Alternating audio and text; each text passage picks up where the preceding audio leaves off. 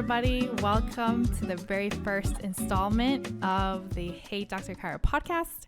My name is Kyra Adams, PhD. I'm currently a scientist at one of the NASA centers at the Jet Propulsion Lab.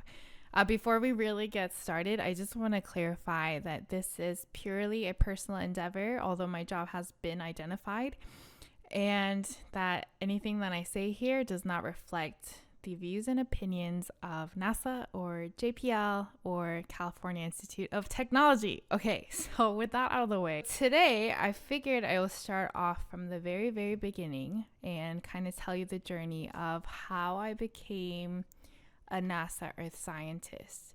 So I was born and raised in South Korea, as I mentioned.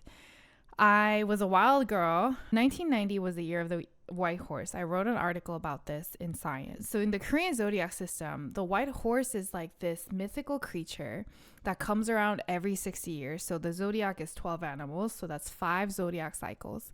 Every 12 years it's a horse, but every 5 cycles. So every 60 years you get a white horse on the year of the horse. And if you're a boy born under the zodiac, you're going to be a stallion, you're going to be a war horse and bring all this fame and glory.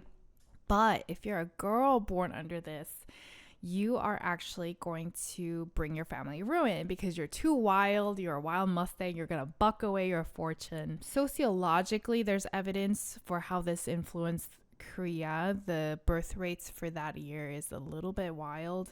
I think it's like 105 boys born for 100 girls is a natural phenomenon. And anything beyond that, people say there has been an intervention, like a war or things of that nature. That year, I think it was 117, which was the highest that people had ever seen in a while. And that was only just for the first child. Third child, fourth child, the ratios went like 300 boys to 100 girls. But my parents overall were encouraging of anything I wanted to try. I wanted to try literally everything and anything. I was in piano, I was in violin, I was briefly in hapkido when I was a little bit older. I am a black belt. It's probably expired and good for nothing, but I am. So I wanted to do everything. Because I had these diverse interests, obviously, I had a lot of different dreams as well. Probably around 4, I saw this lady with a beautiful dress on TV. And I was like, Mom, how do I wear a dress like that? And she said, well, if you're a pianist, which she was a classical pianist, you can wear them all the time. And so that's when I decided I was going to be a pianist. But along the way, obviously, I had dreams shift and change all the time. I wanted to be a secretary, a politician, a lawyer, a poet, an artist, specifically greeting card maker. And it just kept going, right? When I was in 3rd and 4th grade is when my life trajectory really changed dramatically. And that is when I became fluent in English. As you can tell, I had a father that worked in the US for 2 years. He was, I think, like an exchange scholar or an exchange worker. I don't know what exactly his position was in the company, but we all moved to the States for 2 years because of his job, and I was kind of thrown into the US public school system, and I picked up English within a few months, became fluent. I will say there was some racism, but I just see it as kids being kids. They had never really seen a Korean or an Asian kid before. I was in a neighborhood that didn't have a lot of Asian kids. They didn't know what Korea was. Somebody thought it was a soccer team. Somebody thought it was food. I got picked on for my Korean lunches all the time. But everybody was generally accepting and really nice. And they were just coming at me with curiosity. One thing that did help me, though, was that we bonded kind of over that universal language of art. Sure, math is a universal language, but when you're kids, I think art speaks a little bit louder. I was really good at doodling. I was really good at sketching and doodling and making things. I was really good with my hands. I would make like paper cranes, like origami. I guess because I'm Korean, I would like to say like 종이접기, which is the equivalent word in Korean for the Japanese word origami.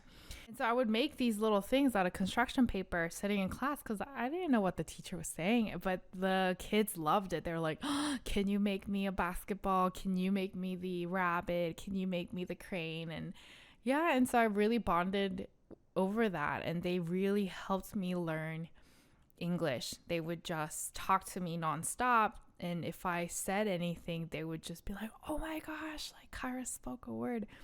And that's when I started to have this thought, like, what if I lived here? What if I lived here when I'm older? Because I knew I was going back to Korea with my parents. And so when I came back to Korea, it was this huge longing for just that experience I had with the US friends. Learning the language, learning the new way of life. I loved going to H-E-B, like the grocery store in Texas. I never had seen an avocado in my life until I landed in Texas. And we were all so confused. Our family bought an avocado for the first time. We try to cut through the seed, and we tasted it. And we're like, this tastes a little gross. It's like a vegetable butter. I mean, essentially that's what it is, but we were expecting something sweet. So this longing grew throughout middle school, and it became so sizable by the time I was in high school that I started to actively look for ways to go to college in the United States. In the career aspect, I will say, middle school, high school was probably when I was switching dreams a lot.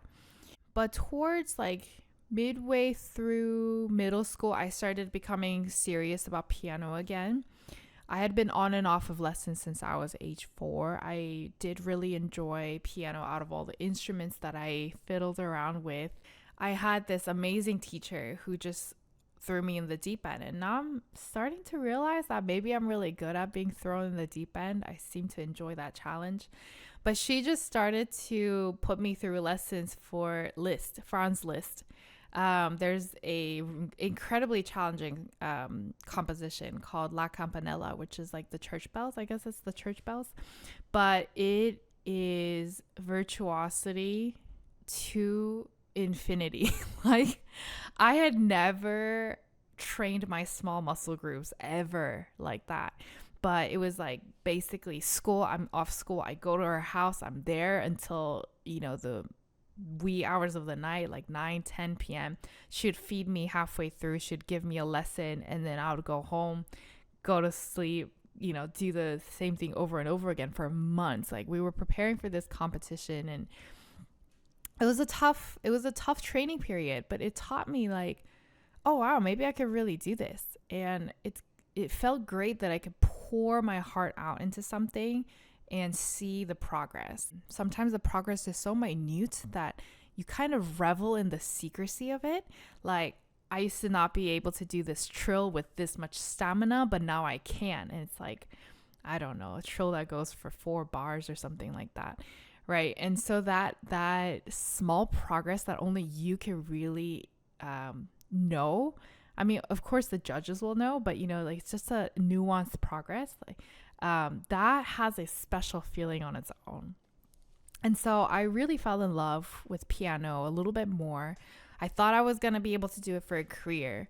And so I told my parents, what if I went to a fine arts high school that did piano, or just majored in piano in high school, and then I continued this pathway. When I did get thrown into it, I didn't enjoy it as much. These master classes getting ready for the fine arts high school, it was a lot of regimented exploration of classical music, and it just wasn't something that I thought it was going to be.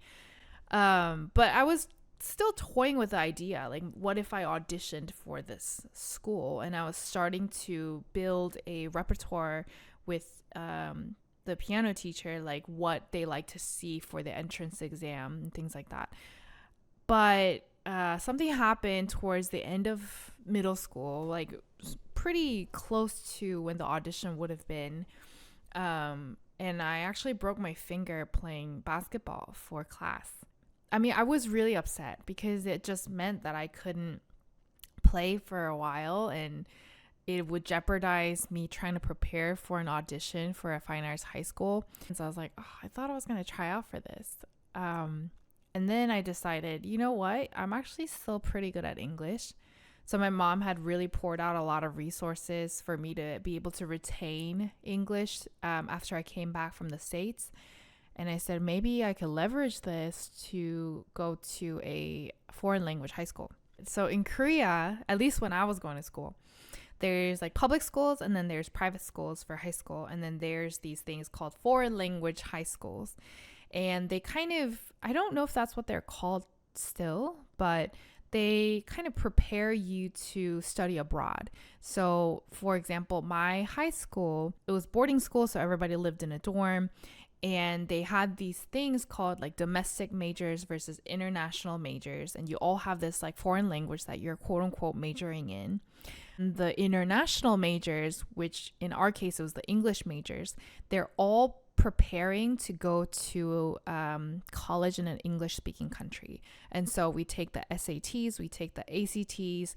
If you wanted to, I think you could take the UK exam. So I decided to go there because I was like, oh my gosh, this might be a way for me to go back to the States. And I was just so set that I was going to go back to the States for college. I wish there was like more of a scholarly reason why I wanted to land in the States, but the best, not excuse, but the best reason I have for it is that one, I had lived as a kid. It was a wonderful time. But two, I'd seen all this rom-com movies and it just looked like so much fun, like the prom and like your like first dance and, you know, just like the life. And you could have a car, like, you know, in Korea, public transport is so well done that, you know, people well into their 30s won't be buying a car unless it's like absolutely necessary. And everything's, you know, close together, right? It's a small country and everything just looks so amazing. And so I had these maybe not so academic motivations to go to the States for college, but it kind of drove me throughout college or throughout high school. And when I was in high school, a lot of my friends in these international majors were also internationally minded about their careers. And so a lot of the kids would be like, oh, I'm going to be an ambassador. I'm going to be a lawyer. I'm going to work for the United Nations. You know, I'm going to be like, I'm going to go to Wall Street. And I now that I think about it, I want to make a whole episode on my high school life because it was such a wild time. Like, I look back and I don't understand how I did it. We had classes starting at like 7 or 8, but we didn't go to bed till 2 a.m. Like that was, curfew was, well, roll call was like 10 p.m., but I think curfew was like 2 a.m. It was pretty common for all of us to be doing homework until 2 a.m. It was a wild 3 years being in that high school. But yeah, so a lot of these people wanted to do these really fancy jobs and I didn't really know what I wanted to do. And so I was just like, oh, maybe I want to do the lawyer stuff. Like I was in debate class freshman year and I wasn't the best, but I didn't mind it. I had some good highlight moments. I was like, okay, maybe I could do this. Maybe this is what lawyers do. And so I decided I wanted to be a human rights lawyer. And then came senior year, like the last year of high school.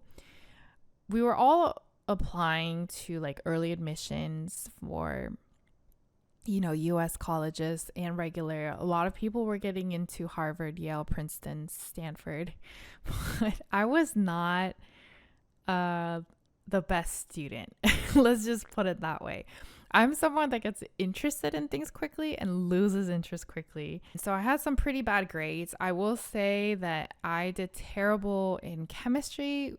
And so because I had done so poorly in math and so poorly in chemistry, I was like, oh, of course I'm like a humanities major. And in Korea, they split you into either STEM or humanities like really early on.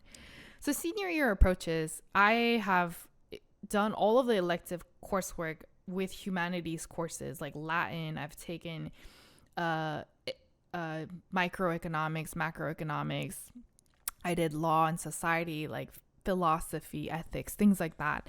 Not that I particularly liked it, but I just thought I wasn't a STEM major, so I didn't even try. And so I was like, okay, I'm gonna be a human rights lawyer. And so my law and society teacher at the time, he was like, oh, I have a couple friends who are attorneys and maybe you could do an internship with them. And so I was interning with this lawyer, and it sounds fancy, but I wasn't really doing much. I was just actually learning what they do and more like assisting grammar mistakes on English, Korean translations. And I didn't like it. It was so confusing for me because I was like, I spent 3 years thinking, okay, I'm going to go to the States. I'm going to do this like international legal, like law related thing. And as soon as I kind of like work in a law firm, I kind of saw none of the glamour that you see in movies, but I still applied to an international relations major, which was kind of along the lines of like, this is what you might want to do before you go to law school for human rights.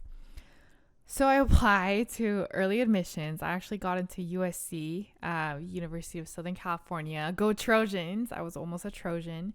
And they sent me a 4-year degree program for international relations. And I looked at the syllabus, or like the 4-year degree plan, and literally like none of the courses, none of the classes looked appealing to me. Like nothing. How could you have none out of 4 years of coursework? And I was like, this is an issue. Oh my gosh, like I'm about to go spend a lot of money doing this. And this was 2009, so like right after 2008 crash. And so the conversion rate for won to US dollars was going crazy. It was going to be really expensive for our family. Like I didn't really come from a huge family of means, but I just went to school with a lot of people with means. And so it was just like really hard to justify spending all that money if I didn't like any of the coursework. So the lawyer, the attorney that I was interning for, she actually suggested, okay, well, if you don't like the humanities degree that you just got accepted into, maybe you could get a STEM degree, a science degree, because you said you wanted to do environmental law or human rights law. And I had made that connection because a lot of the environmental issues are actually contextualized against the backdrop of human rights. Like it is a human rights violation to subject people into these poor living conditions because of environmental failures, XYZ, right? And so she was like, well, why don't you get a science degree? And I was like, I could never get a science degree.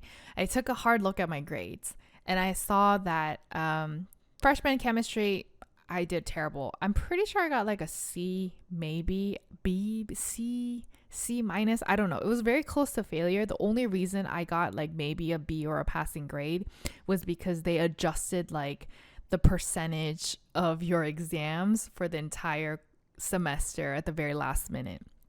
But when I took advanced chemistry for my senior year, there were 4 exams: midterm, midterms, finals. And my grade went from like 60s in the first midterm to 70s in the final. Okay, making some progress, to 80s in the second midterm, and then finally 90s in the final for the second semester. I was like, okay, actually I am making progress in chemistry, so maybe I'm not that much of a dunce when it comes to STEM degrees or STEM subjects. So I went to my chemistry teacher and I was like, hey, can you write me a recommendation letter? He was like, this is great, I will help you. He wrote me a recommendation letter and I applied for regular admissions for environmental science, geology degrees. Now, little did I know that the class average for those 2 semesters for the exams went from 60 to 70 to 80 to 90. So I wasn't actually getting better. I was just average the whole time, and the tests were getting easier. So, call it what you want to call it, but I was fooled, but I thought the stars aligned, but I was just fooled, but it got me where I needed to be. So, hey, it wasn't such a bad thing, right? So when I was applying to college, there weren't a lot of environmental science majors. It was still new. I'm going to date myself saying that, but it was still this interdisciplinary fuzzy world for environmental science, but the traditional degrees were there, like geology, geography, and then like chemistry, physics, math, and I knew I didn't want to do like pure science, like pure math or pure chemistry. So I was like, geology is probably the most similar to environmental science. So I applied. Coincidentally, I ended up back in Texas. And this was 2009. I went to University of Texas at Austin and hook 'em horns. And I majored in geology. They had told me that environmental science was going to be a major that they will create when I'm in my second year. But when it came to make the choice, when it was time to make the choice, the TA was actually like, well, the geology school is just bigger and it just has more money, more scholarship opportunities. So you might as well stay, and you actually have a real knack for geology. You're really good at this. He was my mineralogy TA, so he saw, I think, Intro to Geology 101 TA, but he handled the lab portions on mineralogy. And so he was able to really encourage me because I was able to look at mineral specimens and samples and really pick out the characteristics better than some of my classmates, and some of the things that they don't actually teach you about certain behaviors of how it cleaves and how it behaves. And so he really encouraged me, and so I stayed in geology. I did a little bit of research there. I fell in love with research. I found out that I'm pretty good, and then I graduated. Yeah, I will say that I didn't quite abandon my love for music, so I did get a double major in music, but I knew I was going to pursue something in geology. Okay, so now I'm going to try to speed it up a little bit. Okay, how did I become a NASA scientist? And so I go to grad school. There's going to be multiple episodes about my grad school. Okay, this is what happens when English is your second language. You just stumble over words. Anyway, I'm going to have multiple episodes about my grad school experience because it is, I don't even know how to describe the phase of my life. I grew so much as a person, but also deteriorated so much as a person. And people who've gone to grad school will be able to relate. It wears you down. It just really wears you down. You get exhausted emotionally, and but that's a whole nother story. So to speed up just on the process, I went to grad school to University of Delaware. I did 6 years of grad school. It's a very long time. I thought I was going to be there for 2 years doing a master's, but I ended up transitioning into a PhD program, and it took a while, as you could tell, to get all of my dissertation chapters in a row. And I studied beach chemistry. And look how far I've come, right? I was failing chemistry in high school, and then I was able to, quote unquote, make a living out of doing biogeochemistry. And I was studying this coastal system where these freshwater bodies meet salty water bodies, so the ocean water, and how they meet and mix with all of these waves and tides going on, and how chemical reactions kind of jumpstart because of how different they are. This is a really cool project. I'll talk about more of if there's room for another episode on this. But towards the end, I was like, okay, so I have a PhD. Obviously, they don't tell you what you could do with it. They just kind of assume you're going to stay in academia. And so I had kind of subscribed to that. I was like, okay, I have a PhD. My skill set isn't quite transferable to industry. I could go work for a chemical lab, but I wasn't really interested in that. I'm also a foreign national, right? So as an international student, you're kind of on this strict timeline, and you have not that much flexibility on where you get hired to. A lot of the companies, if they're smaller, they won't really sponsor you for your visa. And for visa holders, if you have a gap in your position going from, let's say, a master's to PhD, if you have a gap that's bigger than 30 days and you don't have something lined up right away, you have to leave. Like, you can't just stay in the country, right?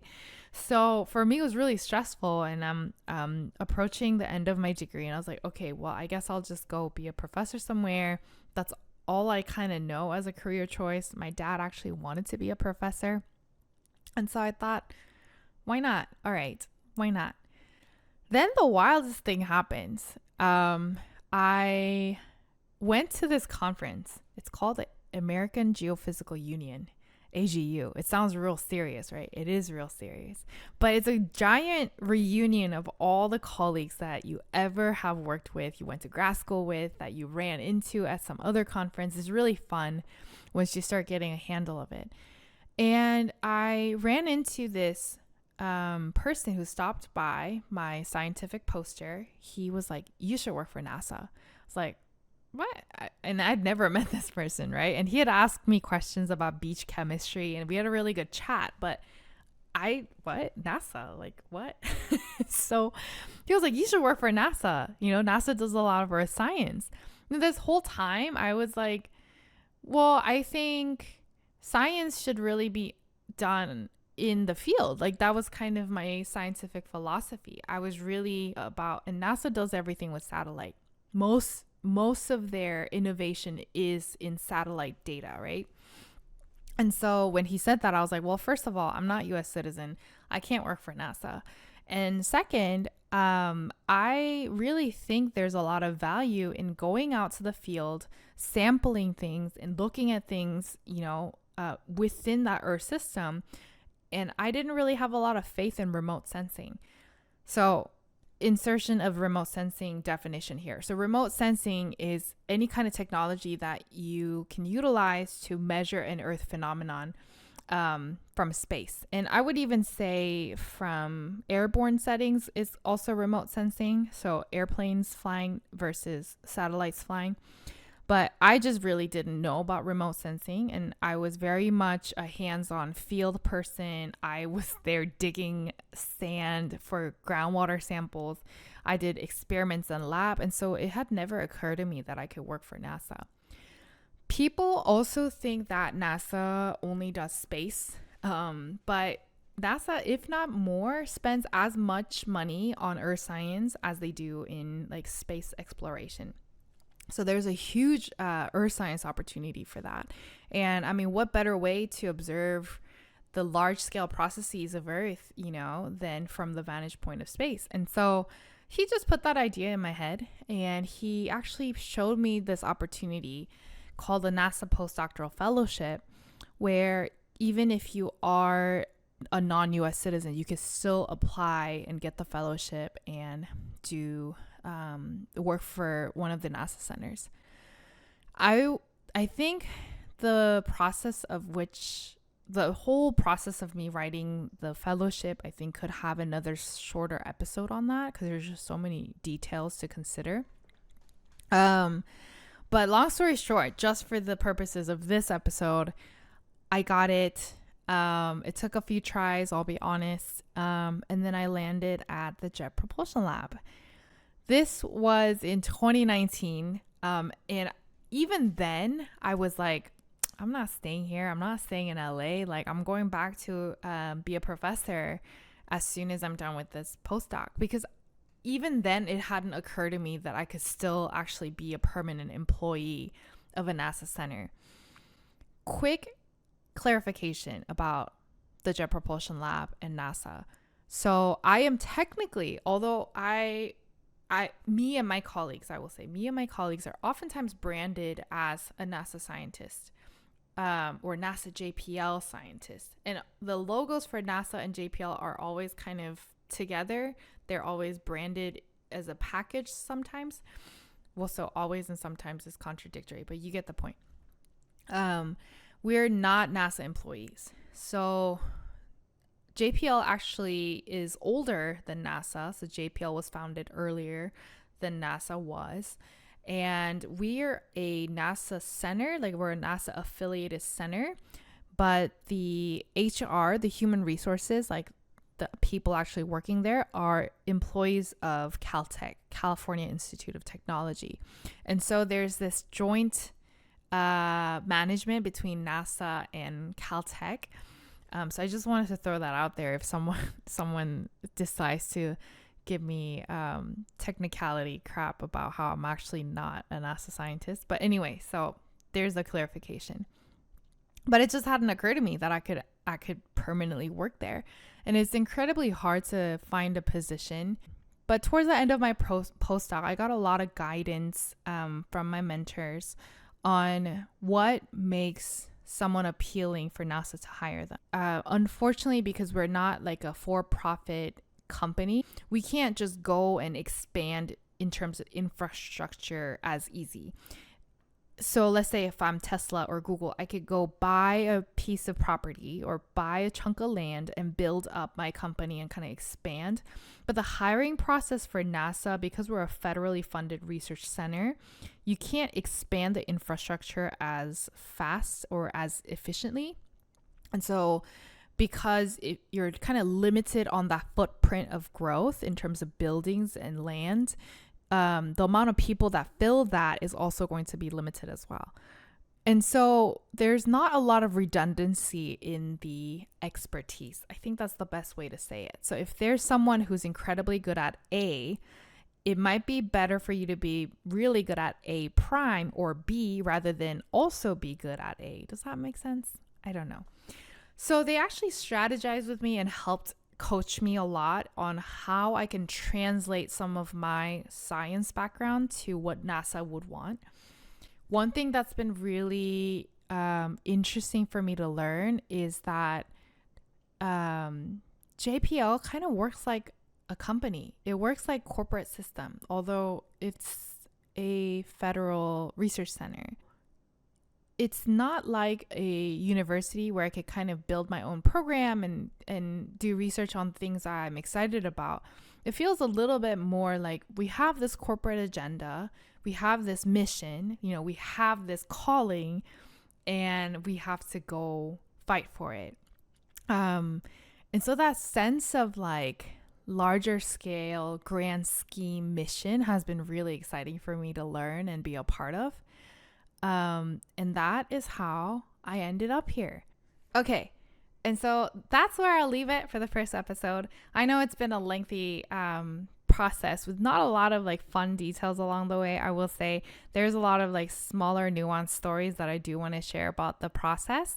But if you have any questions and if you want to connect, feel free to find me on Instagram at Hey Dr. Kyra or on my website, heydrkyra.com. If you leave reviews or it really helps me understand that some of this content is helpful. And if you have other things you want to see, feel free to comment and reach out to me as well so I could start helping you or not helping you, just entertaining you, honestly, along this journey. Okay, thanks very much and see you next time. Bye.